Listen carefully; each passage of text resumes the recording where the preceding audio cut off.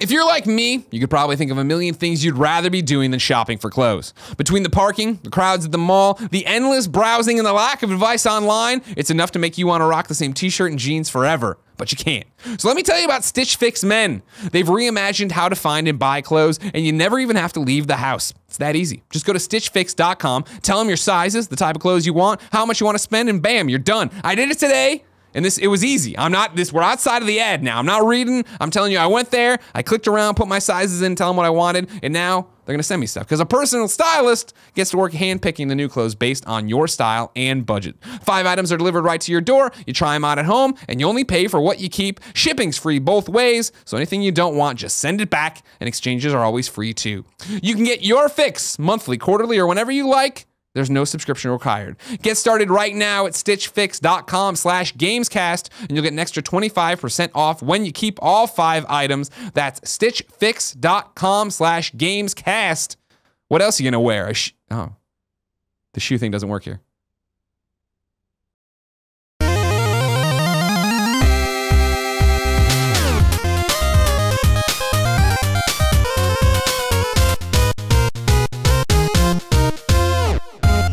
What's up, everybody? Welcome to the Kind of Funny Gamescast, episode 135. Is it that funny, Andy? Is it that funny? What's so funny about it? I was going to try to time my leg with you starting the show. Yeah? Like, I was going to try to coordinate it, but I just couldn't get it do done. it. You were just giggling over there. That's the Hispanic heartthrob, Andy Cortez. Hey, guys. How you doing? What are some of the other names? I heard you on the morning show. You started thinking I was workshopping. We were having a little workshop improv moment. I was trying to do, like, Texan Treasure. Okay. I like that one. Or the Texas Treasure. Okay. What about Big Daddy Pump, huh? What was the other one, Joey? There was the Latino lover. Yeah. There was Big Daddy Pump. yeah. Why not? Nope, that's not one. WCW's not using it anymore. We're going to toss that. Yeah, so right, I don't know. cool. We're just workshopping. Texas Treasure's pretty good. The Texan Treasure.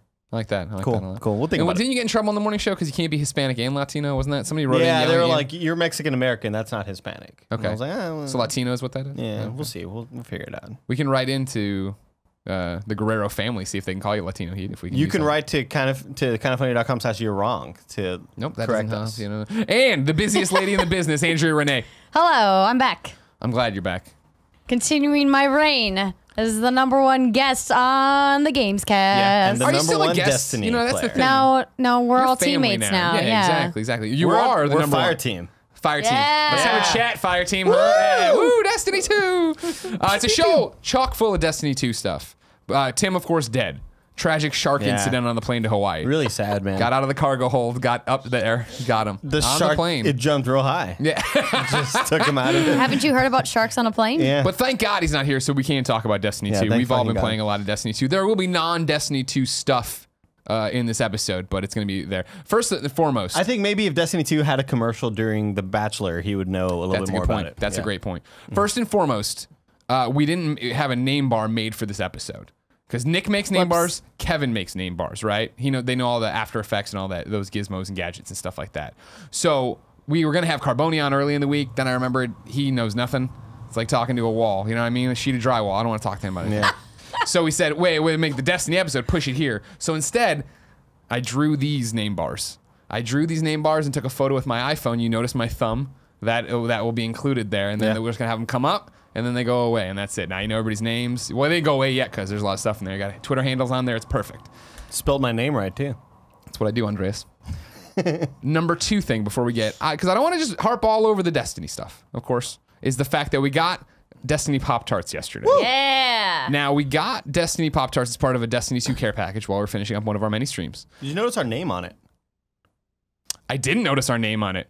Wow, it does say kind of funny. Wow, that explains why the text is all blown out and you can't read it for sending it in. Now, as you know, ladies and gentlemen, Pop-Tarts here, they have an XP boost for free. You can get an XP boost in Destiny 2 for free. Wait, so you can't get the XP boost? Well, we're about to try to cheat the system. Because the XP boost is free, and how you win it is you buy one of the Pop-Tarts. Check. Then you text this whole thing and a photo of your receipt to this number, then they hit you back with the XP promo code, right? Now, of course, these were a giveaway. They gave these to us. We appreciate it. Thank you very much. Third party, not even Activision, third party PR that sent them in. We appreciate it. However, To get this XP boost, what I've done is written a letter. It reads, "My grandma gave me these because I love Destiny. I swear I didn't steal it. Please give me the code. Thank you, Greg." Now, the text has been prepped, and we are sending it. And we will wait during this Gamescast to see if that's enough. Is that enough to get it? Oh, now, I will hope they so. notice that this pop chart says kind of funny? I don't know. I don't know how intense the system is there to get it out, but we're going to see real quick. I was joking with Andrea that like I just imagine a dude on a cell phone, like sitting in an office, receiving text messages like, "Okay, here's a code. I got my here's update. your next code." They already hit me back.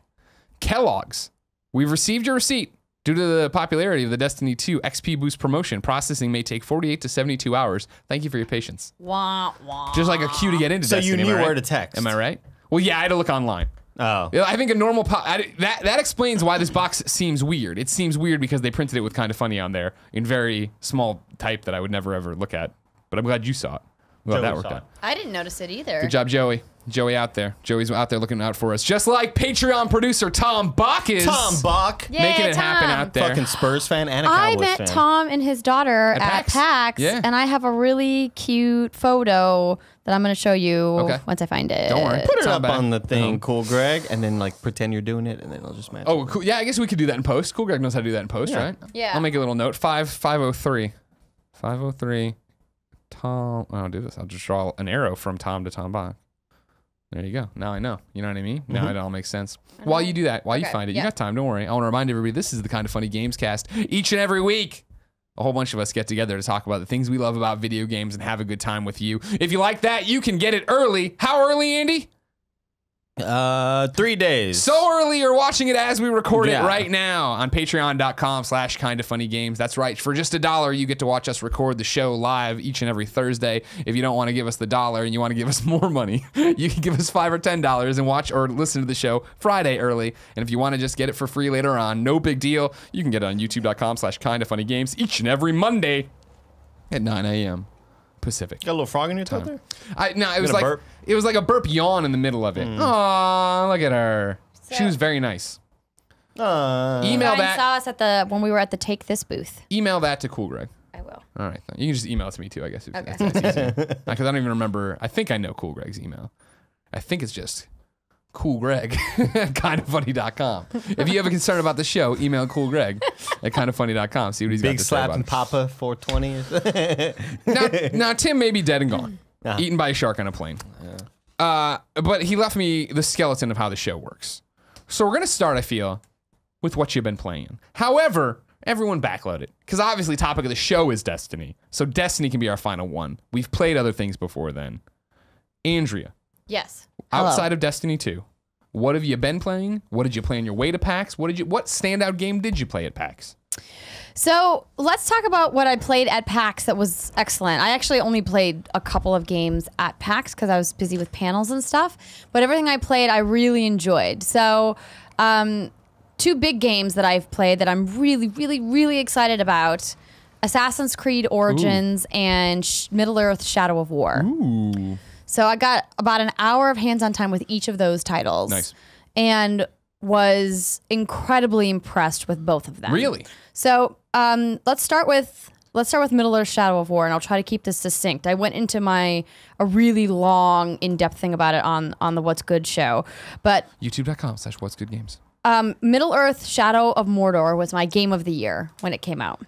Loved that game, thought it was excellent, thought what Monolith did with the Nemesis system was really innovative, thought the open world and the art direction and the gameplay mechanics and the fun combo-y combat that felt like Arkham and the traversal system and then how unique each of the orcs were, all of it was working. So take everything that you loved about Shadow of Mordor Throw it and out like, the window. and like, no, like, Now it's and in like, the future. and like amp it up. It's better. It's bigger. There's more to do. There's tribes and factions within the orcs now, and you have cooler powers, and you're more of a badass. And the story stuff is a little bit more engaging because it features some characters that you might actually recognize if you're not like deep into the Silmarillion, like some of us Tolkien nerds are. So yeah. It was beautiful. So I played it on an Xbox One X, and I have to say this because I'm saying this whenever people ask me. I did have a minor issue with the Xbox One X. It looked beautiful. Controller was great. There's obviously no trophies, Big issue. It overheated twice in my playthrough. No shit, really? Yes. Is this a dev kit or is it an Xbox One X? Or? So this is not the final retail version. Okay. They had it covered. So here's what happened. There was about 7 stations in this room where they were doing the demos. The room, by the way, frigid cold. Like me and Bob from Monolith were talking about how we couldn't feel our fingers because they were keeping this room so cold. Sure. And if you were alive last weekend and anywhere on the West Coast, you were sweating because it was super hot everywhere. So that being said, the console was inside of an entertainment center that had a closed back. Most entertainment centers these days have some kind of covering on the back. And the front was open, but they had it covered with a piece of canvas that had like branding on it because I was told that Xbox did not want the consoles on display because they were not the final retail version of the console. So they were covered. And so that, of course, trapped some of the heat inside there. But mine was the only console that overheated. All of the other ones that other people were playing on, no problems. Do you think it's that you were just so good? You were giving commands so too much quickly. fire, right? You're on fire, yeah. I don't know. I don't know what it was, but I was like, I got concerned when it happened twice. One time, not abnormal for a console to crash during a playthrough of an unfinished build. Actually, quite common. But this wasn't the build crashing. This was the console turning off, going to black with a message that said, the console has overheated. And I was like... That's interesting. I don't know how I feel about that. Red so I got flags for the red ring. No, right? So here's the thing. We were talking about this on my show, and I said, this is troubling because, one, if it's isolated, then there should be a better warning system. And two, if it's not isolated, they're going to have a monumental problem on their hands. I hope that it was an isolated incident, that the hardware's not final, and that it was just a fluke of bad luck. But what I would really like to see from Xbox, if this is something that their hardware team has found in their testing of their device, that maybe give me a warning that the console's starting to get hot before you just turn off. Sure. That was my biggest concern. I likened it to my laptop. When my laptop is getting close to dead, it doesn't just turn off. It gives me a warning to say, like, hey, if you don't plug us in, like we're gonna turn off. Yeah. So I would have hoped that Xbox and Microsoft would have said, well, let's build in some kind of a warning system. If the system starts to overheat, let's put like some kind of thermometer or something in there to like warn players, like, hey, you have to take a break, save your game, maybe turn it off for a while, or maybe move it, like put it out where it gets some more ventilation. It's getting too hot. There was no warning. It just shut off. So all of my progress in my demo got wiped twice in my 60-minute playthrough. Not a fan of that. Don't like that. Yeah. So I stayed cool about it because the game is so amazing that I was like, I don't care. I'll start the demo from the beginning again. I want to put a pin in the Xbox One X conversation and talk about Shadow War for a second. So I played it at Judges Week, and it's, okay, the combat's still there, but were you doing the thing where like you take down the base and you run in and there's ogres and there's all these different things? I did a fort assault, Okay. Is that what you as a fan want out of that game? Because it's one of those, as somebody who doesn't, I put in Shadow Mordor, played it for like an hour or whatever. Like, combat system's really cool. Not my world, but I like Nemesis and I like all that stuff. And I read the reviews and I was like, okay, cool. It's a good game. I get that. But this seems like not so much a deviation, but it's getting bigger. And I don't know if that's what people want. It's one of the many things I want about this game. One of the only gripes I had about the first game was that once I finished all of the story content, it felt very formulaic and samey, going out into the open world and doing the random activities they had. I didn't really feel compelled to go and finish all of the side stuff within the open world. Even though I really fully enjoyed my time there, there was no draw for me to go back. But now I feel like they've really capitalized on what excellent sandbox games do well, which is the distractions. Right, like you're on your way to go do something, and then you get distracted by something so cool in the open world that like you forget about what you were actually supposed to be doing. And that to me is something. It's a fine line between it's too much stuff, I'm too distracted, I can't stay focused, and there's not enough stuff. Right, like the balance there is tricky because all players are different. Some players love having tons of open world stuff to do, and some players are like, there's too much shit on my map. I can't tell. Yeah. Exactly. Okay. I think that they've struck that balance from what I've played. Clearly, the game's not out yet. It comes out in October, but I'll have to, come back on the show and talk about it once it's out, about if they actually like were able to keep that line, like to straddle that line. But so far, it's right now the only game I've played that could be an actual contestant for Game of the Year to Horizon. Wow. Awesome. Wow. And that's also some shaded Zelda as usual from you. Listen, I'm playing Zelda right now. I'm like 50 hours deep now. Zelda's fine. It's fine. Game of the Year. It's a fine game. It's a fine game. Now, it's fine. let's pull, because I don't want to go down the Zelda fight as we always end up doing. I want to pull a pin out of Xbox One X. At your What's Good Games panel at PAX, you said something very interesting. Yes. That you were thinking about jumping to the Xbox One X. Correct. After talking a load of shit about it. I talked so much shit about it. What happened at PAX? So here's what happened. You talk a load of shit on, like, Not during a the real load of announcements? shit. But like No. Xbox One X being like, Why does this throughout, exist sort of like thing? on Games Daily and on my show and a variety of other places. I wouldn't necessarily call it talking shit. I've been an active skeptic. I haven't been like being like, this is a piece of hot garbage. Why is anybody buying it? Sure, yeah. It's been like, I don't understand why people are so excited to spend $500 on it. But now that I've played 2 games, so I played not only Shadow of War, but also Assassin's Creed Origins in 4K on an Xbox One X. And I was like, okay, I think I get it now. okay.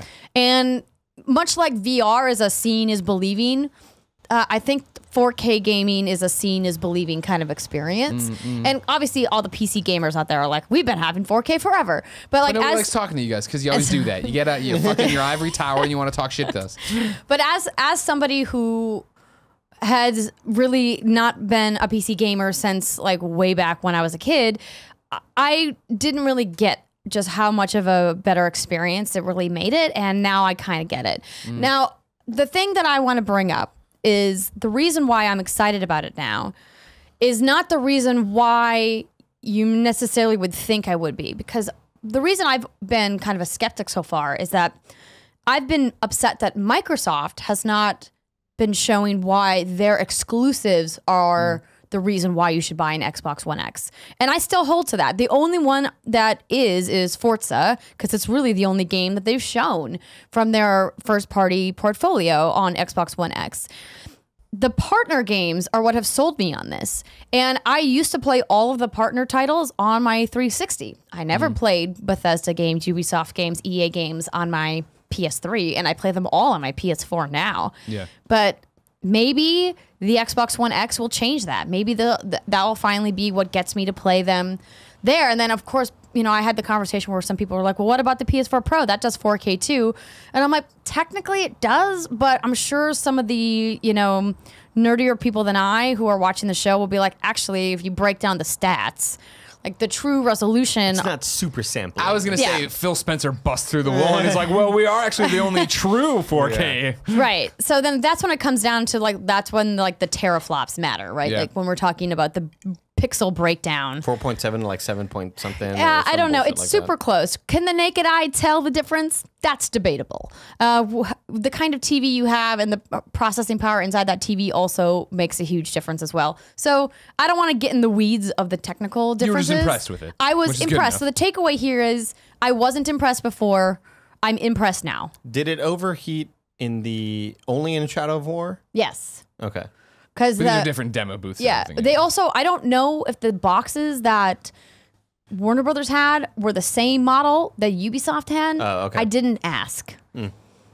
But Assassin's Creed Origins is great. Assassin's Creed Origins looks great. So there's a couple issues, but overall, I am now drawn back in. So I've played every single Assassin's Creed game. Nice. Diehard Assassin's Creed fan.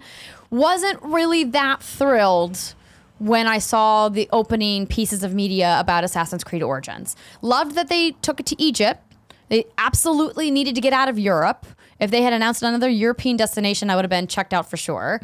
But like Bayek as a character just didn't really speak to me for a variety of The reasons. first time I've heard anyone use his name. Oh, really? Yeah, this is what I was talking about the other day because I like Assassin's Creed games too. I haven't played them as Yeah. hardcore as you have, right? I dropped off somewhere in there. I was just like, oh, they're all samey. And like taking a year off, I was like, all right, interesting. And then coming back, I was like, all right, great. And when I played it at E3 on the Xbox One X, it was pretty again. But it was that thing of just like, okay, it's more Assassin's Creed. Like, I don't know if I'm feeling it being drastically. They changed the buttons, which is weird, but okay.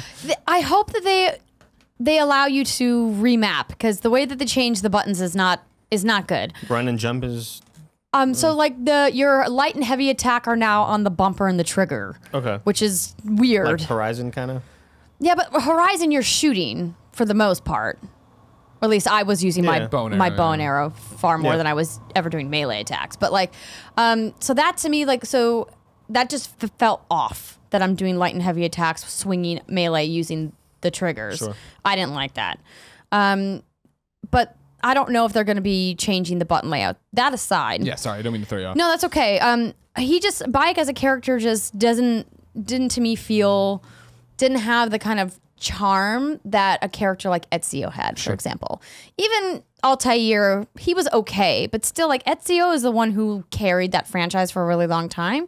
And some of the other characters, like, you know, in Unity and Syndicate were interesting enough, but something about Bayek seems super, like, almost like gruff in a way. Like he's just like a little like the hard too ass. hard. Yeah. We want everybody to be like Nathan Drake. That's what we want. I mean, kinda. And I know That's why that's I like just Ghost so much in Destiny too. Yeah. I can't put my finger on it. and it's kind of maybe a shitty answer because I'm glad that they're diversifying their cast, but at the same time, your protagonist has to be likable in a specific way. They don't have to be like the nice best friend, but they have to like not be a jerk, right? Otherwise, like Why would you connect with him? Why would you want to Exactly. You're endearing in no way. What I Right. call the Kratos problem. Why I never really connected with the first God of War games is just the fact that like, this guy sucks. He's kind of a He dick. yells at everybody and Yeah. fucks them. Or tears them in half. Or maybe fucks them and then tears them in half. So bad. So I need to see more of him in the story to really kind of connect with him, but the gameplay looks and feels great. A lot of the customization that they introduced over the last 2 games is back in an even bigger way. There's more crafting. There's a more in-depth skill tree. There's a mount system now where you can change your mount, which is cool. You can ride a camel around, which is awesome. I went into a dungeon, a tomb technically, in one of the pyramids, and it was very reminiscent of like Assassin's Creed Brotherhood and Assassin's Creed 2, where you're doing these like underground dungeons. I don't know if you guys remember those, where there's like climbing puzzles and things like that. I loved that in Assassin's Creed 2, like So finding the that's- wolf armor, right, or whatever. Exactly. Yeah. So that's back here. At least Okay, I that's saw cool. a little That's cool. glimpse of it in the tomb inside the pyramid. And I did like a few story mission stuff, like some side quest stuff. And like it seems okay. It's tough when you're dropped into a demo like a third of the way into the game, and you're like, I don't know what's happening and why I should care about these people. Yeah, so at E3, the demo I did was Xbox One X, and I rode into town, and there was a priest who had a boy there that he was being mean to and like flogging him because he thought he stole the stuff, but I went and found the stuff and then fought the guys who had it and then came back and yelled at the priest and stuff. And it was like, this seems like an Assassin's Creed mission. The one thing, are you impressed with Assassin's Creed visually on Xbox One X the way you were with Shadow of War? yes, absolutely. Because for me, vistas I thought looked great, movement looked great, but then it was my concern with this whole, these interstitials, right, of like, all right, cool, it's not the next Xbox, but it's this upgraded one, we're gonna have these different settings, was the fact that, and this is at E3, so maybe the builds change, but having the main character talk to other people and they'd show him in cutscenes, his face looked like it didn't have enough texture for how high res it was. And like his hood, where it's like, there's a hood and there's clearly a hole in it, like the hole was just plastered to his head, where you're like, well, like I would think if this was just made for this unit, it would be like cloth physics and hanging there and not look like plastered, but scaling it for so many different versions. So that problem kind of still exists. Yeah. So when I say it looks great, environments look great, the detail looks great, the art team did a fantastic job of building this world. It feels authentic. The set dressing, as it were, like within these spaces is fantastic. People faces still a little wonky, and that's unfortunate given how many issues the previous few Assassin's Creed games had with facial animations. Even if going into like the Ezio collection and all the problems that people posted about that. So it's a little disappointing that they didn't spend more time working on that part of their animation specifically, knowing that the community has like razzed them about Right, it that's so like many the joke, times. right, of just eyeballs looking at you. But the cutscenes that I saw looked great. Where the faces looked a little wonky is in the situations where you just like walk up to somebody like in the open world. You have a little conversation with them and then you move on. Not in the like you put the controller down, you're watching a scene play out.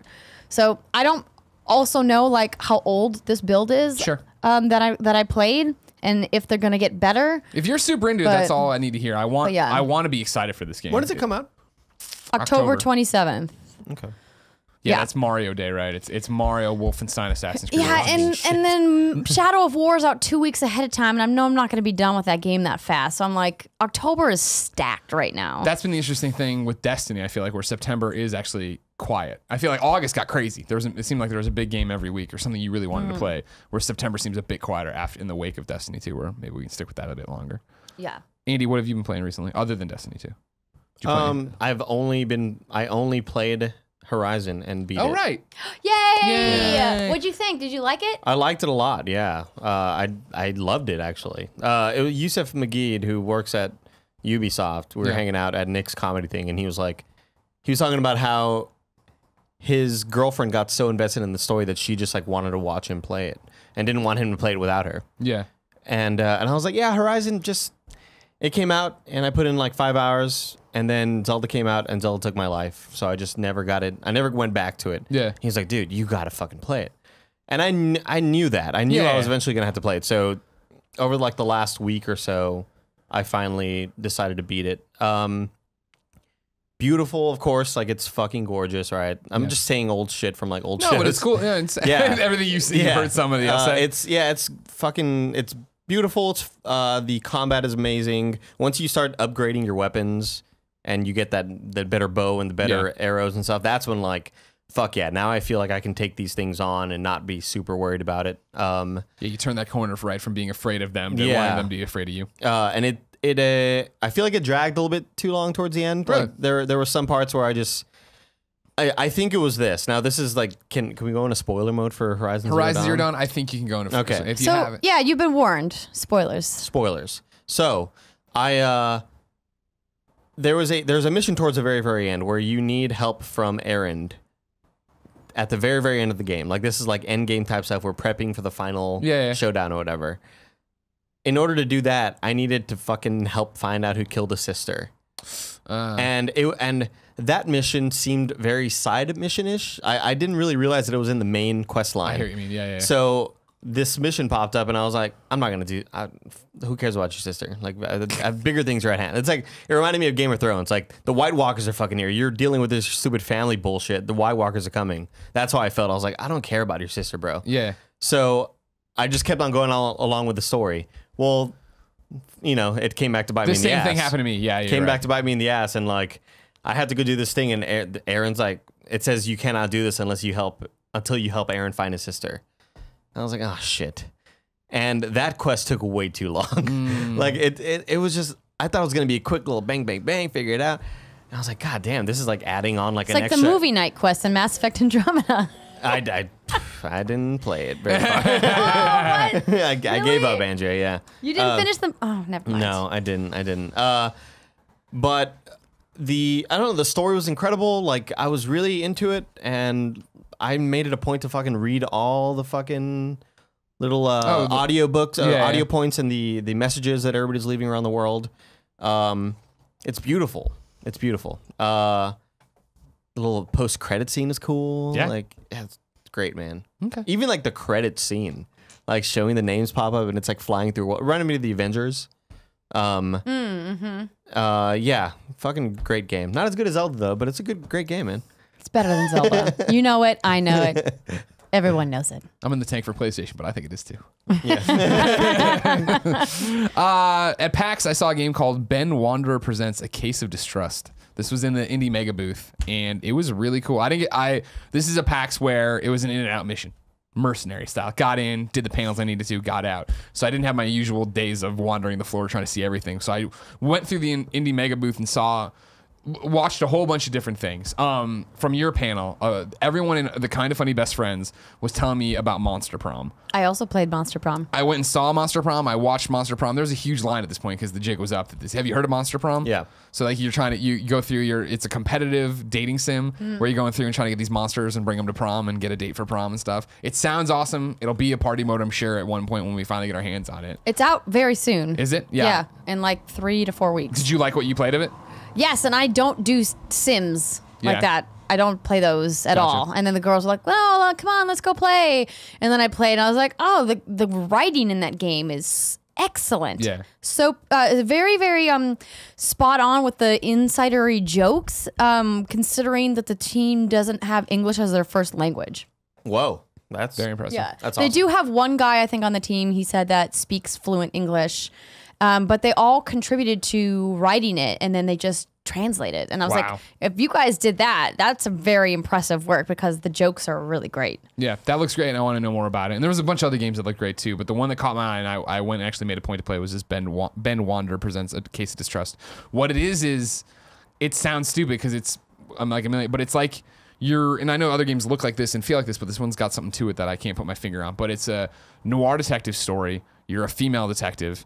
And what it is there's all these like stylized, like your apartment or whatever, and the text is coming down over it, and you're reading it and it looks like a page out of a book. And then you get to you know the paragraph ends and the next paragraph's about to begin, and it's like 3 choices that you make, and then you make which line, you choose which line you want to talk about, what line you'd want to investigate, and then the story keeps unfolding that way. And then the gameplay part of it was like, you know, it was a very simple problem in the beginning, I think, just to give you a taste of it. But like, you know, this cat who always wanders into the detective office has wandered into the detective office, and you have to prove to it that there's no food for it in the house. And so you can click on all sorts of different stuff. And it's all like silhouetted. And then you can, once you click on stuff and you have it in your like, you know, inventory, but not really, you can go back to the dialogue and like, you know, like use the lamp to prove that there's no food, which doesn't work, obviously. It's kind of like you start but you can see where as a detective, I'm going to be building a case or trying to catch people in a lie. And eventually, you know, you click on the fridge, there's no food, you show it to that. And then a guy shows up and it's got this like great, you know, when you say noir detective story, you can picture like black and white and like silhouette and smoking and stuff like that, and that's the feel to this game. And this guy shows up that you don't like, and like it's expressed through the thing, but then his quotes are there, and again, it's just all bopping audio. You're not getting like VO or anything. And like, you know, it's like, you know, do you want to slam the door on him? Do you want to say fuck off? Do you want? And I'm like, I slammed the door, but he puts his foot in it, and it was like this great story. It was such a good story. I would read it in general, let alone play it. And so it ended way too quick, but it gave me enough of a taste to be like, totally on my radar. You know, I believe it was Ben who was giving me the demo that I was talking to. Game seems awesome. I'm super stoked to know more about that one. It sounds like PC only. Yeah, right now that's what it's on there and what I was playing on, obviously. And then on the other end of the spectrum, didn't play it but watched an extended demo of it because I was hosting a live stream, was Far Cry 5. And Far Cry 5, since the beginning, I've been like, okay, I love Far Cry. I love America, as you know. I love shooting Americans. So like this one's right up my alley. Oh my gosh. But it was that weird thing of like juxtaposition, how's it going to work, yada, yada, yada. Please break that audio. I love shooting Americans. But you know, this is a giant demo that started. It started where the original E3 kind of demo we did. You know, where you come down, there's like the bus, and you shoot all the people. That wasn't the actual demo. They had to play through that to get to the next part, and then it was walking through the town. And it was talking to Molly, I believe it is, the woman who runs the bar, who we've seen from the trailers. And I can't wait to see Nick. I haven't seen Nick since I saw this, but you're walking through, and there's a guy named, I think it's Casey Segal.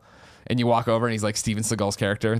I'm just a cook. He's in his apron. I'm a lowly cook. And he's going to give you like missions and shit. And I'm like, this is fucking stupid and cool. Like this is more Far Cry. And this is exactly, the guy got into a Mack truck, just the front part of it. You know what I mean? A big rig, and was driving around like knocking over people and doing all this crazy stuff. And then he got in a plane and we're flying the plane and shooting stuff and blowing. It was like, yeah, this is Far Cry. You forget why you love Far Cry if you haven't played it in a while, but this is awesome. And there's this whole fishing thing where you go there and you can just fish and fish and fish, and you can use them obviously as a thing. But we finished fishing and turned around, and there was like a coyote there that was attacking people, and it's like, yeah, okay, this is gonna be Far Cry. This is gonna be great. So like the kooky, sort of quirky writing, like because when Far Cry 5 was first coming out, Andrea, when all the things were being leaked, I was like, this game seems right up my alley. It's like very serious tone. Like it looks like very weird, and like this weird cult is like, you know, I was so excited for it. It reminded me a lot of True Detective. And then once we started seeing stuff and like they released a trailer, I was like, yeah, dun, dun, dun, dun, dun, dun. Yeah. And I was like, oh, okay, it's still Far Cry. It's not at all gonna be. But now I've turned that corner. I've accepted it. I think the more and more we see of it, the more it'll make more sense. Because at first it was that initial blush of like, oh my god, like it's like the Branch Davidian compound, and then it was like, well, no, it's crazy, and he's crazy, and like, oh, okay, and then okay, we're flying a thing and shooting shit, and like, all right. Yeah, and then shout out to Everybody's Golf. Which until Destiny 2, I was still playing that too. Yeah. Are you? I can't. Like Jen is still playing it. The house is now maneuvered too. She's more obsessed than anyone I've ever met now with Everybody's Golf, because she's insane about it. She's playing it. She's about to be rank 7. Like get done with that. Oh my god. She's over the. I mean, she's insane. But I give her the big TV, and then I'm playing on my game screen on the coffee table playing Destiny 2. How have you not gotten side-by-side TVs yet? She was not open to it when we first moved in because she wants an adult living room, which I understand. However, I think I'm wearing her down now. Good. Because it would just be, why don't we just get 2 big screens in here? Let's not fuck around anymore. Well, you could do like what we do. We don't have 2. I mean, and granted, we have to take turns with the big television. We have a 65-inch, which is like the main TV. And then we have like a 42-inch on a rolling cart. Oh, right. Your cart. I've seen that one. Yeah. Yeah. And then, because we both travel so much, we actually don't get to play side by side as often as I'd like. So we just push the other TV like in the corner where it's out of the way. See, the thing about it is, and I this is the whole reason that I haven't bought a PlayStation 4 Pro, that Xbox One X. I'm like, cool, if it's for you or whatever. Like, I'm just not that guy. Like, I like playing on the smaller screen. I was talking about this, I think, on our first stream, right, where I had never heard of anybody wanting to play on a smaller screen until Scott Lowe was talking to me when he was like super into competitive Call of Duty, and then I think even with Destiny, where he at his old place had a smaller TV set up in the kitchen that he would sit at and play those games at, because he's like, well, it's just easier to move the screen and have your reticle, and I don't know if that's true or false, but it worked for him. So me playing on the little screen, I didn't care. Like, and it was the same thing where Jen is just so into everybody's golf. I'm like, you go. And like when we were both playing everybody's golf and playing online together, I was playing on a little screen right there. But I don't really care. Like, I'm just cuddled up next to her playing on a little screen. Everything's fine. We're just a cute little married couple. Yeah, but once you finally get a PS4 Pro or an Xbox One X or both, you're gonna want all that beautiful graphics on the big screen. Well, now, where are you? You were talking the other day about, it was on the stream, John was trying to break you down to buy a 75-inch. John is trying to convince me to buy a 75-inch 4K TV. And I'm like, oh, I don't know. They're still pretty expensive. I don't understand how this is a discussion. If Jen called me right now, I'd be like, I don't think we have the money, but do it. We'll figure it out. Now listen, pull the trigger, babe. But you won't buy a PS4 Pro? Well, then I would have to, probably. You know what I mean? That's what he meant. He won't have the money for all the other things. The domino. When's the domino? Yeah. I've been public about that lately. Yeah. Of like using the PlayStation 4 Pro here, and like it's like, maybe I now to credit, this is a 4K TV. And this is going to sound blasphemous to all of the PC Master Race folks and everybody who loves these things. Honestly, playing on this thing on the PlayStation 4 Pro and then going home and playing on my regular PS4 on the game screen, I'm like, yep. I can't really notice the difference. This is just a game. This is the same game. I don't know what I'm You sound like my mom. I'm sorry, Like, I'm an idiot. When my dad was like trying to make the switch from fucking like SD to HD in like there's 2000, a my mom huge was like, gap I just don't there. see the difference. There's a huge gap. That's not the same thing at all. But outside of that, Maybe we'll do it. you should do it. Okay. And then I did playing Everybody's Golf in 4K. Yeah, Tell you what, that's the one. that's the one. Are you playing? Do you have a 4K TV at home too? No, I was at Robin's. Oh, okay. But the thing is, like, I like walked super close to it, and I like made the switch, and I saw like the little pixels. I was like, that's 4K. It's like There when it is. it's Thank like you. when you go from a regular computer screen to Retina, and Yeah. you didn't notice that like that's what you needed in your life. You're like, whoa, Yeah. I didn't know it could look this good. I think I'm just stupid is what it comes down to. Because it is that same thing. I'm the guy who's like, fuck your OLED Vita. The new slimmer Vita is the better Vita, and I have to argue this all the time because it doesn't have the OLED screen. Everybody's like, oh, OLED. I'm like, you don't know what you're talking about. It's smaller, it's compact, it's got Organic colors. light emitting diodes. No, I know. No, I mean, I know. I didn't know what that meant. I don't know. I don't know what I was about to say. Like, I know that. Now we all do. I wasn't arguing. I don't know. Anyways, Destiny 2, ladies and gentlemen, is what we've all been playing. This is topic of the show. Outside of this week in gaming, that's pretty much the rest of the show. So, thank you. Thank you for watching the programming. What a good fan. Still You do know? it. Yeah. Great community member. Great community member, Maxim Cortez. Andrea, I believe you are definitely in the room. I'm not debating that in the room you're the biggest Destiny fan I know. I'm trying to What argue. gave it away? I'm trying to argue if you're the biggest Destiny fan in general I know. Like, I know Adam Boyes played it nonstop. Do you consider yourself outside a bit better than I Adam definitely Boyes? have played it far more than Adam Boyes has, okay. but I don't think I've played it more than Fran but or Fran sucks. any of those guys. Destin is good. Fran Destin is sucks. when I'm on. Destin is always on. Yeah. Okay. Like, so when I log in, he's there. You know who also plays a lot? Panda Musk. I don't think I'm friends with him on Oh, PSN. you gotta get up with him. Yeah. Also, shout out. I keep forgetting to put this on the morning show or Kind of Funny Games Daily, and it works better as morning show, even though it's gaming content. Panda Musk and Danny Weissner, who of course did Go Beyond, did The World Producer, Is Saved, Seducer. yeah, producer, seducer, all the music, animated videos we do. They did their own Guardians 2 mashup with so Destiny 2 Guardians mashed up with Thundercats music video. What? Original song, original video. It's fucking phenomenal. Check it out. It go is so good. I wanna go watch it right now. Pandamusk. We'll watch it with the chat afterwards. Okay. Because we're live streaming. But go check it out. YouTube.com/Pandamusk or just Twitter.com/Pandamusk. You'll find it. Nathan Fillion commented on it. Like he quote tweeted it and was like, "This is amazing." Like, Yeah. More power to them. That's such a great video. Sorry, I digress. No. Andrea, Yes. as the Destiny person in my life that I don't hate, Yeah. Okay. Okay. what do you think of Destiny 2? I think it's great. It sounded like you were gonna say good. I know. It did. Yeah. I You were know. like, great. You caught me. I think it's great because they've picked some stuff, but it's not excellent yet. It hasn't. It's not like A+. I'd say right now it's a solid A-. Okay. And it could be better.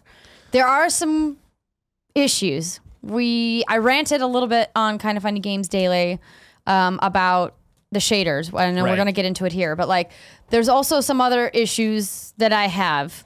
So Lay them on me. Start laying them let's start with the good. on. Okay, good. Here's my main question. Yeah. Do you think this is better than Destiny 1 at launch? Yes. Okay. Like without question. Yeah, I think this is leagues better than Destiny 1. right? Absolutely I'm better. having so much fun in this game. The environments are so beautiful. The cutscenes are interesting. Like, I mean, no? What are you doing? I'm not, because that felt like such a new experience to me.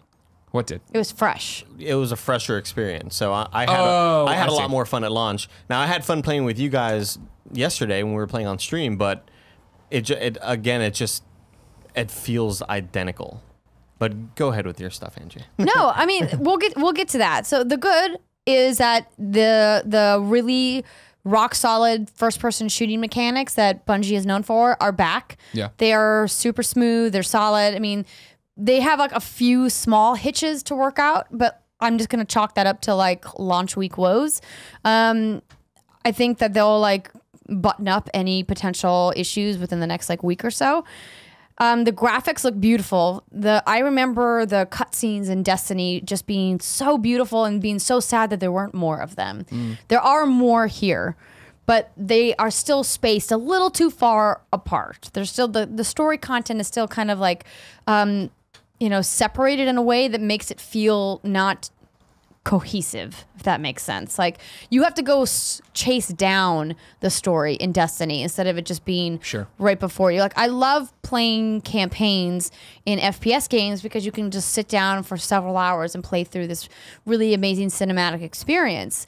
And in Destiny, you can't really do that because they kind of lock them off certain areas. For example, we were going to go to Io last night, which is one of the new planets, which is technically, I think, a moon of Jupiter. And I couldn't go because one of the people in our fire team wasn't the right level. And we experienced that when we were playing together, too. Right. And so Thanks, that, Andy. Sorry, guys. My bad. but before, I felt like in the previous Destiny, I felt like you could still bring people in as long as the fire team leader was of the right rank. But apparently they're not doing that this time. Maybe I'm wrong. Somebody can correct me on that. But And that's the whole thing is I don't understand it either. Somebody who, interested in Destiny, know I'm going to play it, go to the reveal event, and then kind of just like, all right, cool, I don't need to know anything else about it. I thought, the whole point of this was being able to shepherd people through content and do these kind of things. Exactly. So I'm not quite sure how that's going to work and if they're going to fix that or change it, or if maybe it's just for this campaign content. I don't know. It's still like super fresh, so it's a little early to have definitive answers on a lot of this stuff. The other thing that I like is the quality of life changes. Thank God they added a goddamn map. Like that was something that you had to ask for. It was super frustrating that whenever you needed to look up where you were going in Destiny, you had to go to the internet and look up a Google image search of the map of the area you were in that somebody in the community created. And they have a map system now and a fast travel system. You no longer have to go to orbit to go to another destination. You can just direct select it from the menu system, which is awesome. You don't have to turn in quests, which is great. A lot of small, what they call quality of life improvements in the play process that makes the game a little bit more fluid. So you're not having to run around all the time to do errands, which is great. Jason Schreier mentioned he disconnected like midway through some mission, and it started off right from the most recent like checkpoint. Very nice. And he's like, man, this just feels like an apology for Destiny 1, because Destiny 1 I would have had to just like start all the way over. So yeah, that seems like a quality of life sort of fix. Yeah, so they've fixed a lot of that little stuff that people like me that have played a lot of Destiny kind of suffered through, and now new players aren't going to have to suffer through that, and that's excellent. It was disappointing to me, the first of a few disappointments, that the clans weren't ready to go live at day one. Do I think it was necessary for them to be ready at day one? No, but they pushed them so hard. And there's so many different steps, both in the game and in the companion app, that are like, join a clan. And even NPCs at the farm are like, oh, what have you heard about, joining up with a clan? That for them to not have that feature active during launch seems like a miss. Sure. Andrew Francis writes in to Kinda Funny and says, do any of you think that clan servers not being active yet is hurting the game? I think it hurts the experience in that respect. It hurts it in the way that, like, Andy and I are in our little Kinda Funny clan. I want to add people to it and do this stuff, but, like, not knowing how it all works and how the XP builds and all this different stuff. And also, like, this is the time I'm playing. I assume I'm going to be playing the most of it. Maybe, like I said, I'm enjoying myself so much and playing with you guys, and then I think playing with the best friends. Like, I hope I don't fall away from this soon, but I know how I usually go with games, where after a couple weeks something else comes out and I get distracted by the shiny object. I feel like it'd be awesome to have it now, but I personally don't think it's hurting the game in terms of people are staying away from it because of it. No, I don't think so either. Yeah, in fairness, clans are really the most important with more of the end game content. Raid stuff, so right. Nightfall in particular, clans are good for. Raids, of course, clans are essential for. And then once you get into some, like Prison of Elders, I ran with my clan a lot. And then once you get like Iron Banner, you want your clan. They haven't announced what the replacement for Iron Banner is going to be yet. I know they have competitive play now, a competitive playlist in the casual playlist in Crucible, but stuff like that. But you're not going to get to that for probably the first 20 plus hours of play. So depending on how serious of a gamer you are, maybe that's your first week, maybe that's your third week, depending on how many hours you can devote to playing each week. So it's okay, but just a little disappointing. So that's one thing. The biggest thing that I'm disappointed with is how they've integrated microtransactions into the game, like right away in a real gross way. Real gross. It's really gross. So to bring you up to speed, if you're listening on Monday, we're recording this on Thursday. Kinda Funny Games Daily for Thursday is all about, we have a giant section of it. And I'm not saying we're going to talk about it here. We're talking about the shader thing. But in terms of timeline, everybody's mad about it today. Jim Sterling's video went up. Luke Smith put up his tweets. This could all be fixed by Monday. Yeah, and that's my, and that, well, that's just the shader issue. Like the microtransaction issue is a much broader thing. I got really angry when I found out that the silver that I had bought in Destiny would not transfer over to the silver in Destiny 2. That's bullshit. So I got pissed about that because I was like, hey, now this money that I bought is locked into a game that's nobody's playing anymore. And you can't bring the items over even if you wanted to cash out. I can't bring the emotes over. I can't bring anything over. Now, I understand that for a variety of reasons, they made that decision. I just don't like it. I'm mad about it. At the very least, let me cash out the unused silver that I haven't spent and transfer it over. Even if I have to take a cut, like if there's like a transfer fee or whatever, that's fine. But the fact that I now can't use it at all is frustrating, that I bought like a silver pack and then I held on to it thinking, well, I don't know when they're going to release a new emote. I'm going to want to have silver to spend it on that. And then I just didn't end up spending it all and now it's stuck there. Yeah. I'll say this. I would feel less angry about that, about losing all your silver and everything, if this game was like demonstrably different from part one. Sure. But it's just, it looks the same, man. Yeah. And it plays, keep going. I'm going to talk about it. No, Yeah. keep going. You're fine. Yeah. It's a conversational podcast. Yeah, no. Get in here, Andreas. Come on. I'll just mention this. So there was a really good article on Polygon that kind of summed up like how microtransactions are affecting the game, not specifically from the shaders point of view, but just from overall. So the article was about which microtransactions are available as of launch. So after you complete the game's third mission, Spark, that's when Tess Everest shows up at the farm. So this is Eververse Trading Company where you buy the silver and you can get things. So they have emotes. Emotes are back. I was disappointed that I spent so much money on emotes and I couldn't even bring a single fucking emote over. But I digress. The big thing here in Destiny 2 is bright engrams. So these engrams contain special loot. And the loot contains emotes, sparrows, ships, ghost shells, and weapon ornaments. So the really controversial thing here that they mention is that some of these things can affect gameplay, specifically mods that are brand new for Destiny 2. So an elemental weapon mod will change the element of an energy or power weapon. So it's essentially a pay for respec for a gun. Now, Destiny had a way to do that in the previous game, but it wasn't tied to silver. It was tied to in-game currency that you earned just by playing the game. So that made more sense that, you know, you do certain activities, you earn this thing, and then you can re-roll the specs on your gun. But tying it to real-world money is problematic, especially for PvP content. So there's also a chance to get character stats and character stat armor mods, which slightly, in quotation marks, we don't know how slightly that is as of yet because the game's still so new. Enhance a character stat such as how quickly your health regenerates. And finally, ability cooldown armor mods allow you to use your subclass abilities, the rates at which you generate grenades, melee attacks, and super attacks more often, which is incredibly problematic for PvP. So this is frustrating from the sense that, like, why on earth would Activision even contemplate even a potential, even a slightly, quotation marks, pay to win system tied to real world money? Especially when Destiny PvP, like, I mean, it just didn't need it. You didn't need to bring that element in. And I know that it only makes a difference in competitive play, but we don't know just how extensive the matchmaking or the balancing is in competitive play yet because the game's still so new. But like in Iron Banner, it made a huge difference what kind of gear you were bringing in, and the armor that you had and the stats on that armor could make or break your experience in a PvP match in Iron Banner. Now, most PvP matches are, you know, you're balanced out, like the stats of your armor is kind of leveled to the sense that everyone's kind of on the same playing field, and just your skill level is what differentiates if you win or lose. But this is troubling. So it's also worth noting that Polygon writes that the bright engrams from Eververse will only give you rare or the blue mods, while you can earn better legendary mods in the game. And one player on Reddit said that the gunsmith will sell legendary mods after you complete the Destiny 2 campaign, which would then make Eververse's less useful mods essentially obsolete. So, like, that's a whole nother problem too. All this I'm investing in or what I'm buying here. Anyway, what a fucking headache.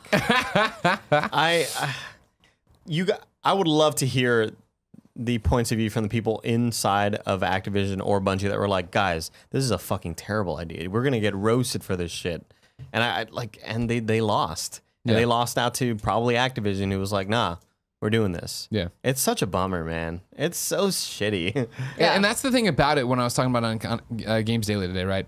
Is the fact that Destiny 2's out. It's clearly a phenomenon, as you'd expect. Everyone's playing. Everyone's talking about it. You don't need to give people bad news. You don't need to give them a reason to rain on the parade. And that's exactly what this is. This is the biggest red flag there could be for this, where if this wasn't happening, what are we mad about? You're riding so high right now. the PlayStation Q, right? Or the problems they were having last night, or maybe this PlayStation 4 Pro bug that people are talking, like all these minuscule problems. Whereas this one, everybody's like, wait, well, this fucking sucks. Like, why would I don't want to do this at all. And then it's like, you know, like, Jim's video for Jim Sterling, like where he talks about this, like it's not even just about the shaders as much as it's about the loot boxes and how loot boxes just don't make sense for this, where why would you make people gamble on trying to get the things they want that are one-time use to assign to this, to do that? Why would you at any point, and I'm not at all familiar with Crucible. I've never been a PvP person. I played it last night because I was like, there's a trophy assigned to it. So I'm like, fuck. At some point I'm going to have to do it. So I was like, maybe we'll play with you. It's more fun when you're playing with friends, especially now that it's especially now that it's 4v4. Yeah. 3 of us and a best friend. We can easily get somebody. Yeah, we got it. And that was the thing is like I jumped into just deathmatch and just got my fucking face beat in. Sure, You know what I yeah. mean? But then we did the capture zone. I was doing fine. I was competitive with those people. It was like great. But I'm like I don't want to do this. And then it was like all right, milestone achieved. It was like great, no trophy pop. And then it was like another milestone about. I'm like fuck this. I'll do this later if I ever worry about the platinum or even if I want this trophy. But why would you go in there and fuck around with that? Why would you let PvP be affected by any of these decisions? Make it PvE only, and then who the fuck cares? Yeah. But people will still complain about, like,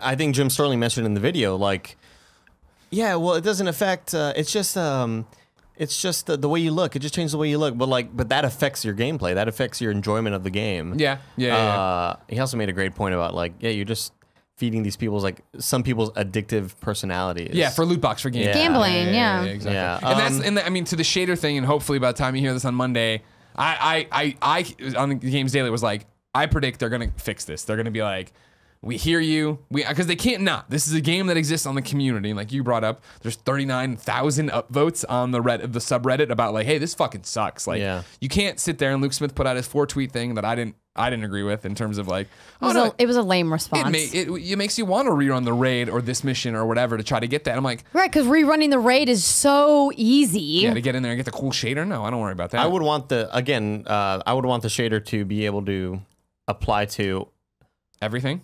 Yeah, like you just have a standard shader that can go on your fucking arm pieces Exactly. and your helmet. The perfect world is you get the shader.